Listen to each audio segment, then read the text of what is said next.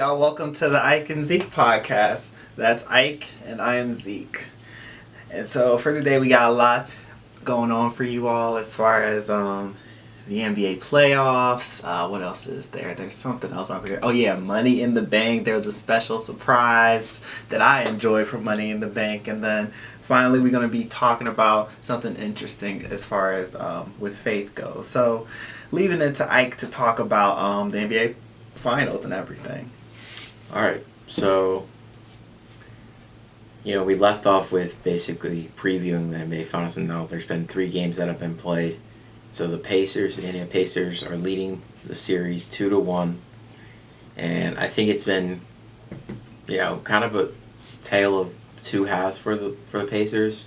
I think in the first 2 games they got pretty much dominated throughout most of the game. But Tyrese Halliburton and the Pacers, they stole game 1, basically. They led for only less than half a second, and they ended up winning the game, and that's all that mattered. And then I think in game 2, the Thunder responded like you kind of expected them to do, pretty much controlling the game wire to wire. And then game 3, I think as a pure basketball fan, I think that was the result that I wanted, because I was fearful if the Thunder won that game, it might be over in 5 or 6 games pretty easily for the Thunder. But the Pacers, they responded. I think Tyrese Halliburton he played I don't think he's a superstar, but he played like a superstar. And I think it's not just what he does in terms of scoring and obviously his assists. It's just that he controls the game. He knows when to push the pace, when to get certain guys open looks. So, he's truly is a floor general, a pure point guard. But I think the biggest factor in game 3 was the Pacers were able to contain SGA. I won't say that they stopped him, because I don't think stopping SGA is actually possible. But they did a good job at crowding him, and if his back ever turned to the defense, they would, a weak side defender would come in and help, try to trap, double team, force him to make tough shots, because he wants to play one-on-one, and if he's playing one-on-one, you might as well just go the other side, because he's going to make a shot. But, I think the Pacers, they got a good, they're in a good position. Mm-hmm. I think we're obviously guaranteed for at least a game 6 now. But I think the Thunder don't want to play in a game 7 against the Pacers, because I think they've shown that they are a clutch team. They have the clutchest player in the NBA right now, who's on a historic run right now with the amount of buzzer beaters he's hit.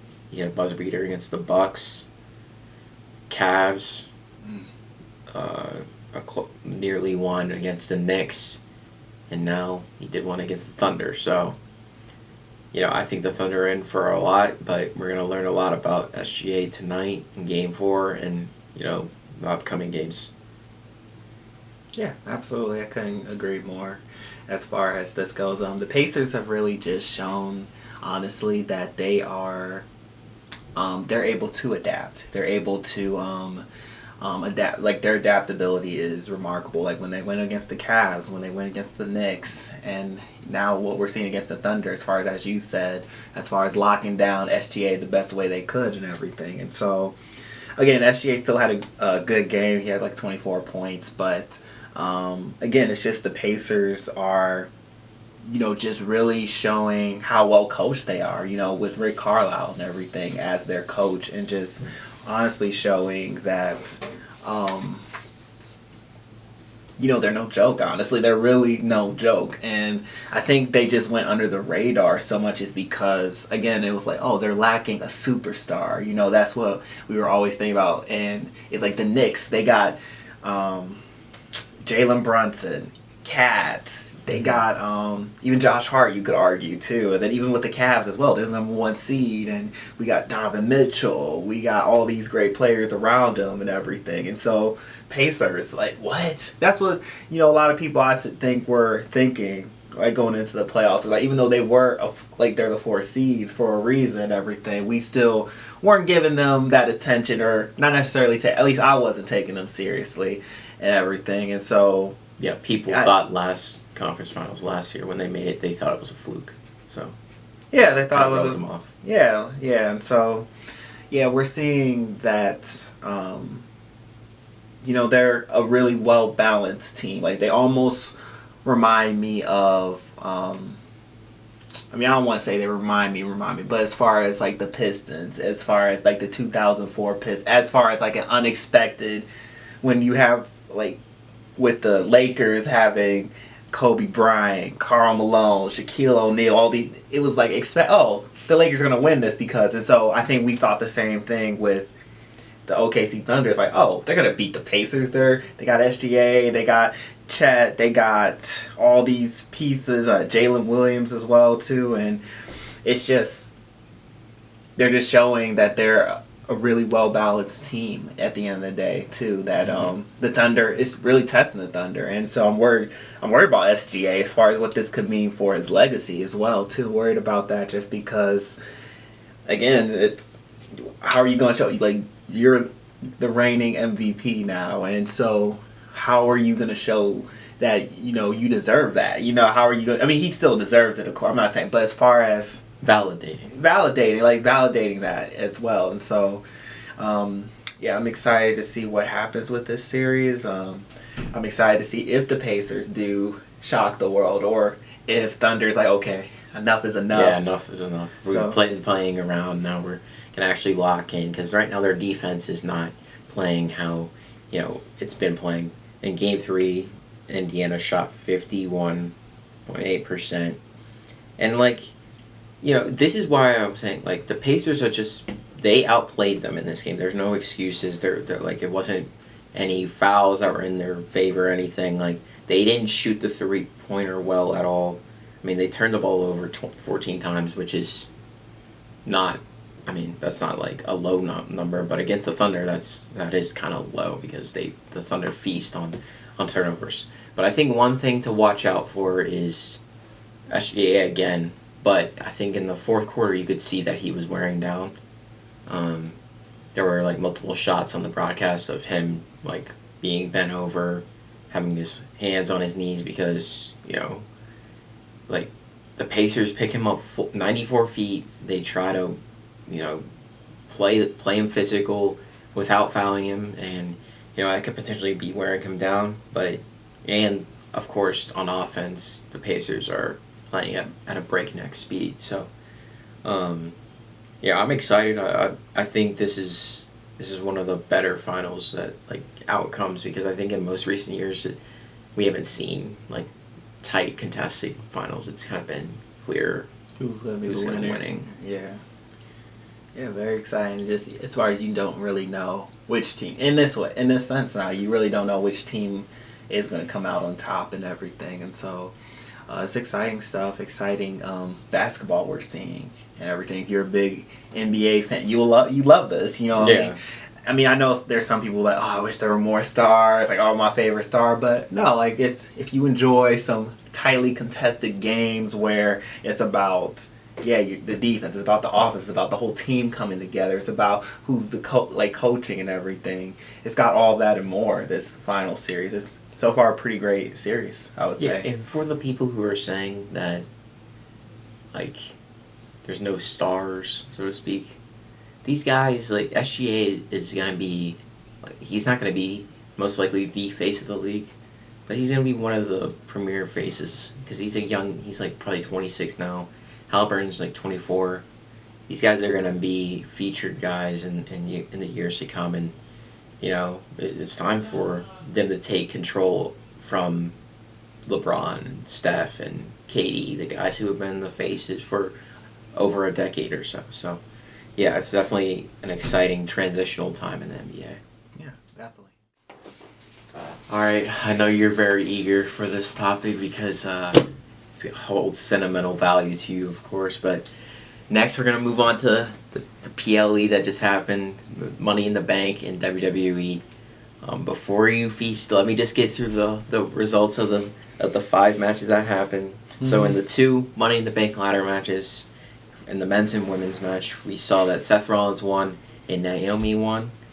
In the tag team match, Cody Rhodes and John Cena, Cody Rhodes and Jey Uso defeated John Cena and Logan Paul. In that match, there was a very unexpected person that showed up, and I'll let you dive into that in a bit. And then the Intercontinental Championship match, Dominic Mysterio defeated Octagon Jr. from AAA, and yeah, I think. Oh, I'm sorry. And Becky Lynch defeated Lyra Valkyria. Yes. So I'll let you feast. You can talk about any of the matches you want. But I imagine there's one in particular. Yeah. Let's start with The Truth coming back, aka Ron Killings. Ron Killings coming back and doing what he's got to do, and I'm excited to see his character because I was a big fan of Ron Killings in TNA and everything as well, as far as just him as he's like a underrated wrestler to me, and then even with his promo skills as well too, and so I mean for WWE, like he's been a joke, let's be real, in WWE for a while, and so for me, I'm excited to see more of this serious side. I'm excited to see people to see that side of truth that they might not know and everything. And so even with his promo at Monday Night Raw and all, I loved it. And just him cutting off the dreads, just really being symbolic of how he's letting go, how he's not going to be taking any more nonsense anymore. And WWE is going to see a different side of him now. And I know I was supposed to talk about Money in the Bank, but I couldn't help it because I was so excited. I was so pumped to see Ron Killings come out there. And so I'm pumped about that. And so now I'm going to talk a little bit about the matches. So I was happy to see Naomi win. I was definitely happy to see her. I think she's definitely deserved to win the women's Money in the Bank. It would have been nice. I mean, I love Roxanne Perez and I love Stephanie too. But yeah, I think why you give me that face? Because you're acting like you're talking out of both sides of your mouth. You said you liked the outcome, but then you said it would have been nice to see Roxanne Perez. Like I'm saying I wouldn't have been mad if those two won, but I'm happy that Naomi won. I'm happy. But it's like saying those are going to be my other options too, and then. Glad Rhea Ripley didn't win it because but that's another topic. Yeah. But Dominic Mysterio beating Octagon, that made sense as far as that. I don't think WWE was like planning on that. No. The men's Money in the Bank is very predictable. I figured Seth was gonna win, but for me, I would have liked to have seen like LA Knight actually win. That would have been cool, just because he's put in the time, and it's just come on, like what more does the man got to do to get that recognition? Third straight time, exactly. And so, for me, it would have been great to see that. And what did you think of Jacob Fatu turning on Solo? For me, I liked it. I really did. I think. I enjoy Jacob Fatu as a wrestler, and I think he has so much potential. And I think he'd be great alone too as well. Like he doesn't necessarily need to be in a faction. He doesn't need Solo Sikoa and everything. And so I think it adds more to his character just being alone, being the lone wolf essentially, And so for me, I'm excited to see how he grows, and hopefully there's a world heavyweight title opportunity for him eventually. I mean, I know he's like still a champ and everything, but it's still like I just want to see him continue to grow just because he's exciting to watch. He really is exciting to watch and exciting to see. All his matches I enjoy, so for me that's exciting. And so the tag team match, which should not have been the main event, I felt like, but it was still the main event.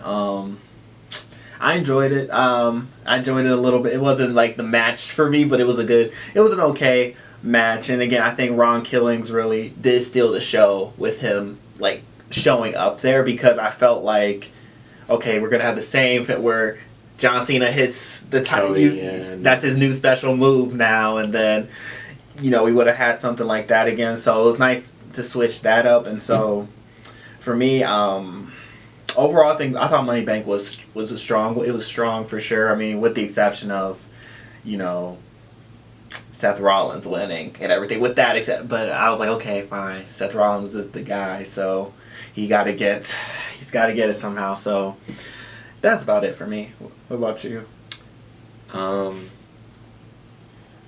I agree. I wish someone. It doesn't even have to be LA Knight. I mean, any of the people that were in the Money in the Bank, I think, would have been deserving. But I mean, it fits the story they're telling that Seth Rollins is trying to like control WWE, and like having that as like you saw it on the next night on Raw when he showed up during the John Cena CM Punk promo. He was just like, all he did was hold the Money in the Bank briefcase out. He didn't even speak, and it was just, you knew what that meant. It's like, I'm just here. I'm still. You got to be aware of who I am. But I think the tag team match was.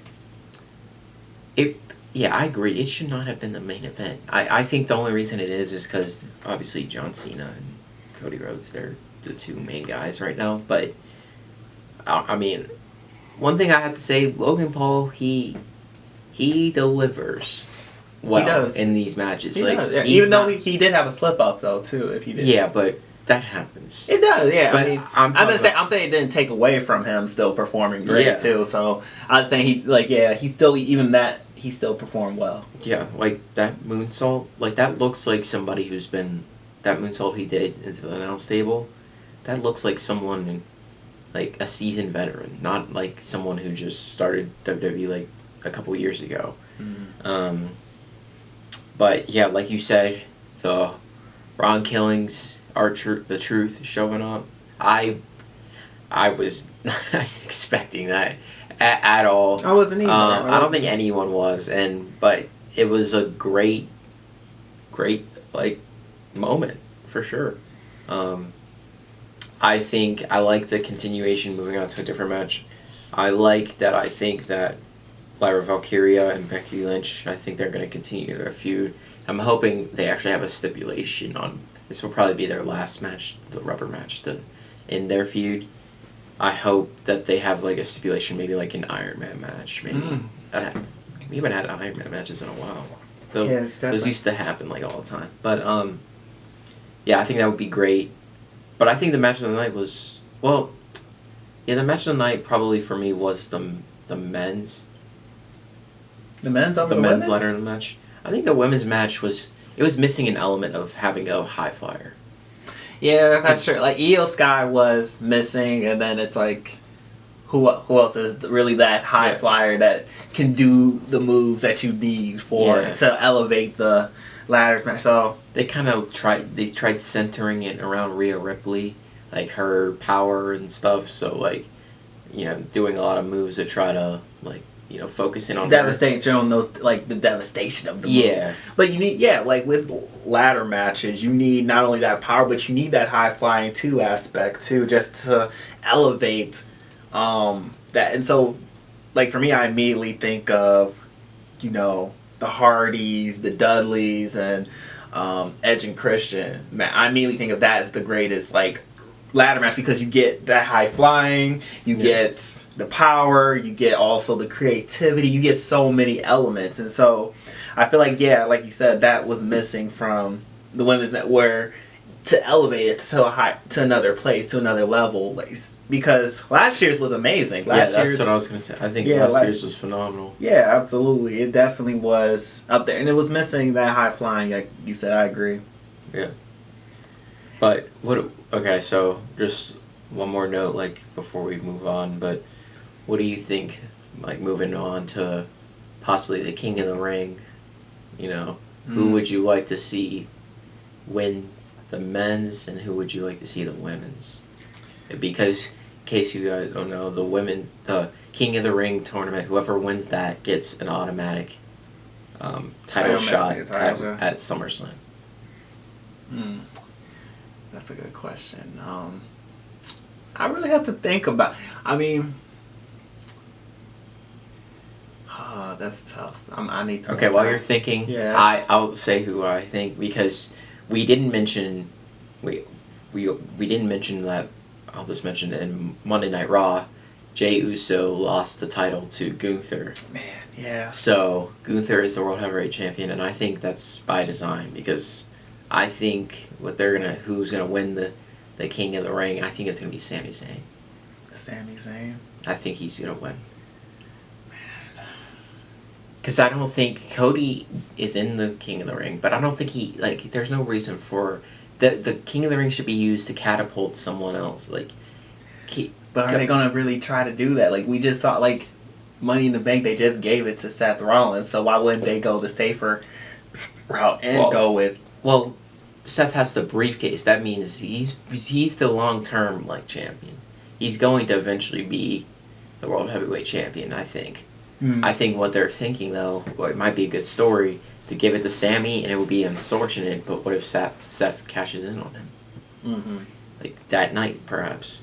For the women's, I'm stuck between either Charlotte or Jade Cargill. Oh, God. That's who I think's going to win.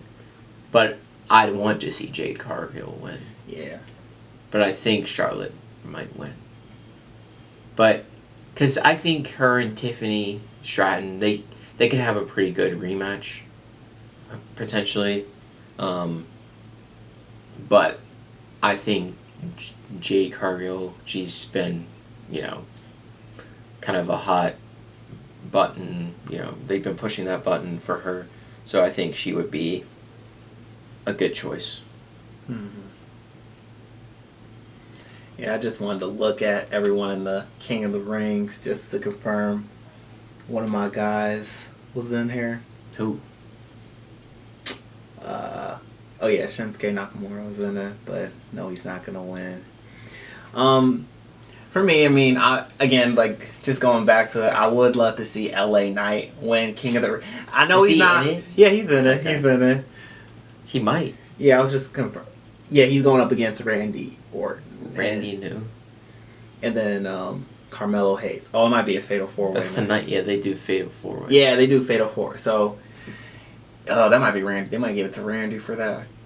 I don't know. But, yeah, I want to see LA Knight win it for sure. I would... Because, again, if you're not going to get fine, can LA Knight get that at least? But I think you're probably right that they're going to do Sami Zayn for that. Just because if they want to do something different and give... I mean, I think they are trying to build him up more and give him that title shot and opportunity. But I heard it might be Jey Uso that's that missing person too, that as far as since he lost the title, so he might become king. And so for me it's I don't want a Gunther and him again. Yeah, I mean, no. I feel like that's run its course. I think it's run its course, but also Jey shouldn't have to be in the King of the Ring. He just gets a rematch clause. They might, but I don't think they're trying to give him a rematch right away. But yeah, I see what you're saying too.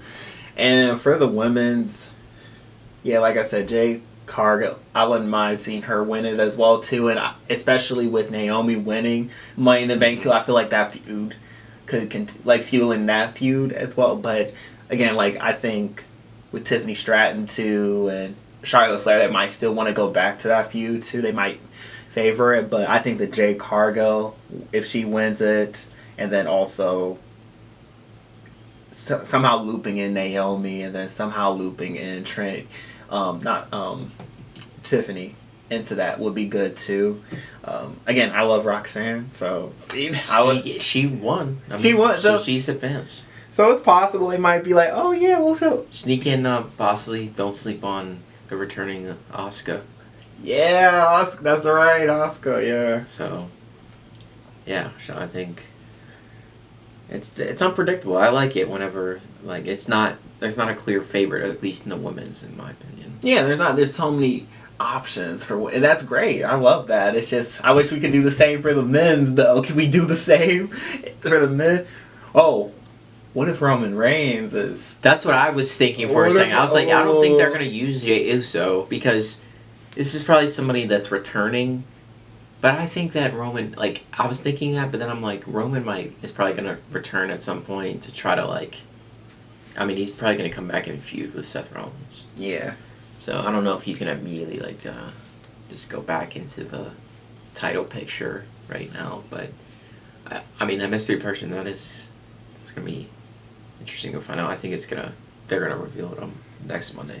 I wanted to ask you then, too, about CM Punk and everything. CM Punk and John Cena. I think it's too soon. I wish that they stretched this out. I wish it was that Money in the Bank, actually. I wish this match happened instead of the tag team. I think that what did CM Punk didn't do anything at Money in the Bank. Yeah, because this tag team match, it was just, I think it was kind of like not thrown together, but it was like they just wanted to like have like continue Cody and John Cena's feud without them like fighting one-on-one. Exactly. And I felt like that was really too soon for that, just because just to give them more time to have promos together. I mean, we still got the promo on SmackDown, but it was still like, I feel like if you're trying to build that rivalry up some more with John Cena, like continue building it up. And who's to say Cody, CM Punk, and John Cena can be having a feud together? Triple threat. Oh, triple threat. That'd be nice. Exactly. And so for me, I'm like, why does this happen? And then also the aspect of it happening in Saudi Arabia too, and people didn't catch. I don't know. I know. I didn't catch it at first. For me, I was like, ooh, because CM Punk, this is testing his morals and everything too as well. So John Cena's making him like, oh, wait a minute, you said so many bad about, wrestling in Saudi Arabia. He even talked about the Miz wrestling in Saudi Arabia too. And so for me, it was interesting to see that, just because I'm like, oh, CM Punk he's actually not caring. Maybe like I don't know if it's intentional or if it's I feel like it is intentional. Like I feel like I feel like it was intentional, but I mean they haven't announced it for sure. Yeah. But I imagine it's gonna. But I would love to see. I can't wait to see more promos with them, just because I feel like CM Punk can go toe to toe with more than. I mean, I know Randy Orton is great. More than everyone, Pretty much more. They have chemistry too. They've done this before. I think he's probably the only one. Yeah, exactly. And so that's why that's why I said like somehow including him with Cody would have helped as well too. Like building up Cody Rhodes especially. With CM, I feel like he could have easily gone toe-to-toe with John Cena in that sense. And so, but yeah, I'm excited to see it. Well, I don't know if we'll be able to see it because it's in the match. What do you mean? Why wouldn't we be able to see it? Oh, maybe we will see. Still on Peacock? Oh, it's still on Peacock. Okay, it'll still be on Peacock. Yeah, it's not on Peacock, but it'll be at a different time zone. Yeah, that's true, yeah. Probably be at that means it'll be at 3 p.m. in the afternoon. But yeah, it's definitely. I think WWE's trying to redeem themselves after having a couple rough months or so. But, Ron Killings, integrating CM Punk and John Cena, that feud, the king and queen of the ring, getting some excitement. I think it's going to be a good next few weeks leading into SummerSlam. Yeah, absolutely, definitely. All right, last topic of the day, we're going to be talking about rejection. Now, I'm interested in here. Now, it's not the rejection you think. I mean, we might talk about it a little bit, but no, it's rejection as far as just dealing with it in everyday life, as far as rejection in terms of, maybe relationships, but also with your faith, yes, your faith, and even with your job, with your everyday life. And so I want to hear about dealing with rejection. Yeah. So I think this was just kind of a topic that I thought was pretty important because first I'm gonna get a little personal with me, and then I'm gonna kind of just explain how I think rejection and how it's a natural feeling, but how being a Christian it saves you from that feeling, which can drown you at times, and you realize that you're not alone in that rejection because a I'll reveal a little later how, even Jesus Christ was rejected. Mm-hmm. But like me personally, I think I've dealt with it a lot in my experience because, for some people, my personality might be not, in the past, might not have been as accepting for other people in their eyes. I always say that I think Zeke is more of the amicable person, friendly person on its face, at least when you first meet each one of us. But of course, the rejection for some people, it comes from family.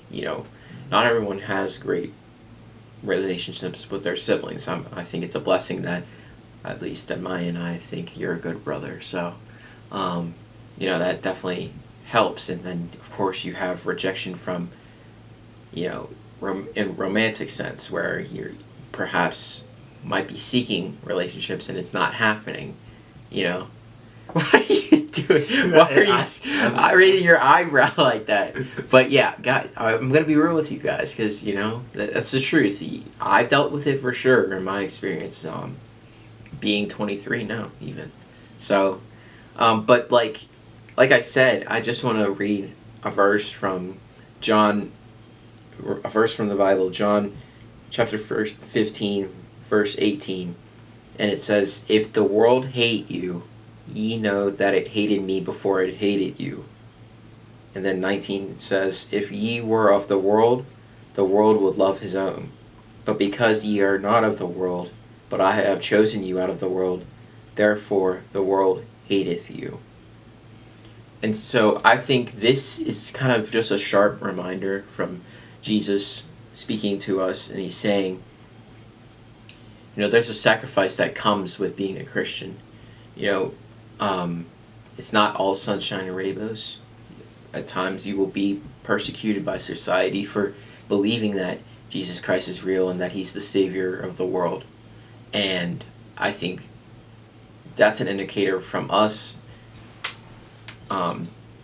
indicator for us to believe that we're not alone in the rejection because, Jesus, the person who lived a sinless life, and he still faced rejection. He was the embodiment of perfection, but he still was rejected by people who, thought he was too radical or that he was not true to what he was saying, not the way, the truth, and the life. And, I think that's just an indicator to me to always realize that that verse in itself is also saying that I'm always accepted by Jesus. And there are people around me who are going through the same temptations that the world will bring to you, and it's a sharp reminder and a call to action to stay focused, be disciplined, and stand firm in your belief, despite what rejection you might face from the world. So, yeah, I'll now pass on to Zeke to share his thoughts. Yeah, no, absolutely. That was very insightful for you to share. Thank you for that and everything. And for me, there's it's good that you mentioned Jesus and everything. And for me, there was another verse that came to mind, and it was Isaiah 53:3, where Isaiah's prophesizing about Jesus and everything. And the verse reads as, "He was despised and rejected by mankind, a man of suffering and familiar with pain. Like one from whom people hide their faces, he was despised, and we held him in low esteem." And so for me, this verse is so interesting because, yeah, like Jesus was not only despised, he was not only rejected, but he was persecuted too. He died for our sins and everything too. He was rejected by all of mankind, but God still received him, and he died for our sins and all that too. And it made me think of other people in the Bible that even dealt with rejection, and how even God uses that and Yeah. everything too. Like I also thought about Joseph and how he was rejected by his brothers and everything. They sold him into slavery Yeah. because of, their jealousy and, for him, yeah, like it just hurt feeling rejected. And even also going through, with what happened with who he was staying with the wife and everything, was it the Potter's wife? The Potter's wife. Or Pharaoh? It wasn't Pharaoh's wife. It was. It was Pharaoh's wife. No, he didn't work with. Yes, he did. No, he eventually did, but he stayed in. Now I gotta look it up. Yeah, you do. No, he was. He became second in command of Pharaoh, but who he was staying with and everything. Oh. Before he came across Pharaoh. Hold on. Yeah, he's just talking about things that he doesn't even know. No, I'm not talking about. I know what I'm. Potiphar. I'm pretty sure. Potiphar? Yeah, Potiphar's house. You said Potter's. Okay, but who's Potter's wife? No, Potiphar's house. It wasn't Pharaoh's house. It was. Okay, he did work for Pharaoh. But that was that was the captain of Pharaoh's guard and everything. So. Yeah, the captain of Pharaoh. So yeah, Potiphar's house and how, practically Potiphar rejected him and imprisoned him because his wife falsely accused him of, trying to get with her and everything. Mm-hmm. And then, but God made a way still from him, like, being in prison. He ended up being second in command with Pharaoh and everything. So, but again, so it's just, for me, I also think about how God can still use you in that way. And when you're at your lowest, because it hurts to get rejected. Yes, it hurt. It's not a good feeling to get rejected. And I mean, again, I know I said Joseph still ended up, becoming second in command and everything. And then, Jesus dying for our sins and everything. But in the moment, you don't see that. You're at a low point in your life. You're still dealing with that. And so for me, I think about times when I was rejected, receiving jobs and everything, rejected from jobs, and I was just at my lowest. And for me, I couldn't see the good in this rejection. For me, I couldn't see how this rejection was good for me in the long run or what God had in store for me. I was just still at my lowest. And so for me, I think about, okay, because again, with rejection, you can easily stay in a low place. Like even Job, I'll bring up even Job too. Job, in a way, I feel like dealt with rejection in certain types of way, as far as just not being able to just going through bad times and everything, just being low, and his friends even saying, man, why are you still praising God? Why are you still doing all these, like, just his different friends just confused about why is all these bad things happening for you? How can you keep your head held high and everything? That's what it means to be, it's still keeping your head held high. That's what it means to be a Christian. It's keeping your head held high, still keeping your faith strong. Like Jesus, Joseph, and Job, the Jays, they kept their head held high despite that. And so, and that's difficult. That's not easy to do as and it's a not Christian. possible by yourself. It's not possible. Like by yourself, it's not possible. With God, all things are possible and everything. And so you're seeing that, like, rejection, yeah, it's not easy. It's a hard thing to do. It's a hard thing to deal with, especially in the moment too. Like you can't see the bigger picture. And it's like, for me, during those times where I was like trying to find a job, I could not see the bigger picture. I'm like, why is this happening to me? How can I keep my faith strong when the world is hurting me, when the world is rejecting me? And then I'm reminded that Jesus still kept his head held high despite dealing with rejection, despite dealing with the persecution. He dealt with way more than we did and everything. He was crucified. And he did this because he at the end of the day, he was able to see that at the end of the day, he's going to die for our sins. He's going to be there for us. He's going to, do what no one else can do and everything. There's nobody greater than him. And so, again, we got to strive to be like Jesus in the best way we can be, despite us dealing with rejection, because again, rejection is something that's common. It's not something that's uncommon. It's something that we're going to deal with. And it's all about, okay, are you going to keep your head held high? Are you going to keep your faith? Or you're going to just be like, okay, you're going to stay in that low place. You're going to stay at that low point. Yeah, and I think this is also like Jesus, when he's speaking in that verse, that's not like that's which verse are you talking about? Your verse. Oh, the John 15. Okay. That's prophetic. He's telling us that we will face rejection for having a belief in Jesus Christ and spreading the word to non-believers and trying to uplift other believers. And so that's just an indicator to us to not shy away, because it's inescapable. It's going to happen. You will face opposition. That's what he's saying. But it's about standing firm in your beliefs, and if you're rooted, like you said, if you're rooted in God, not all things are possible. So you can get through the rejection. It's not saying that you won't feel it, but you still will feel, but you allow yourself to sit in those feelings where it cripples you.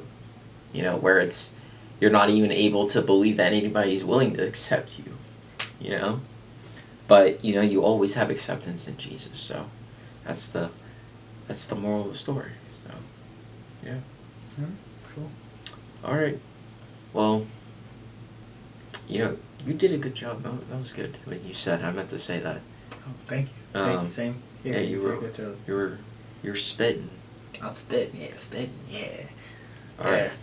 God in me. It's like, God help me. He like, this will get him right here. All right, guys. Well, thank you for tuning in to another episode of the I Can Seek podcast, and we'll see you next time. All right, bye, y'all.